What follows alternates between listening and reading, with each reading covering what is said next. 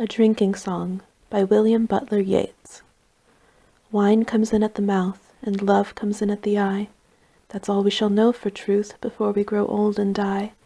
I lift the glass to my mouth, I look at you, and I sigh. Wild Nights, 269, by Emily Dickinson. Wild nights, where I with thee, wild nights should be our luxury. Futile the winds to a heart and port, done with the compass, done with the chart. Rowing in Eden, ah, the sea, might I but moor to-night in thee. The moon is distant from the sea, 387, by Emily Dickinson. The moon is distant from the sea, and yet with amber hands she leads him, docile as a boy, along appointed sands. He never misses a degree, obedient to her eye.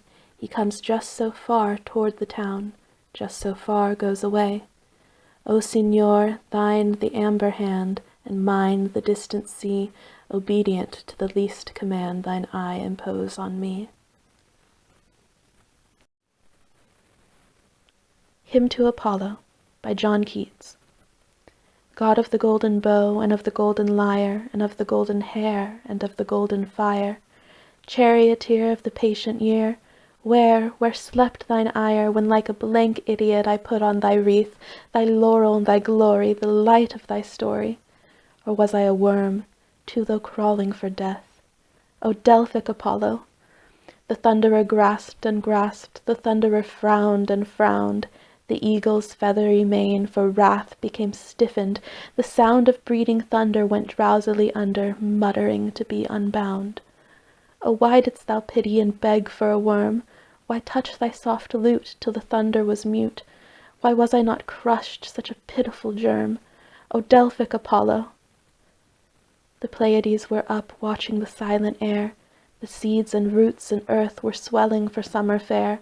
The ocean, its neighbor, was at its old labor, when who did dare to tie for a moment thy plant round his brow, and grin, and look proudly, and blaspheme so loudly, and live for that honor to stoop to thee now, O Delphic Apollo? Sonnets from the Portuguese 14. If thou must love me, let it be for naught, by Elizabeth Barrett Browning. If thou must love me, let it be for naught, except love's sakes only.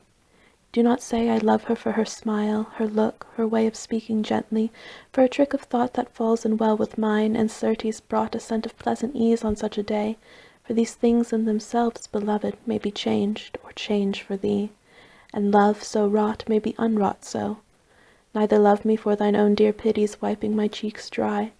A creature might forget to weep who bore thy comfort long, and lose thy love thereby.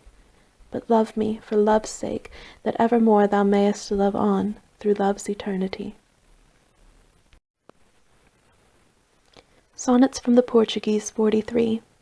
How do I love thee? Let me count the ways, by Elizabeth Barrett Browning. How do I love thee? Let me count the ways.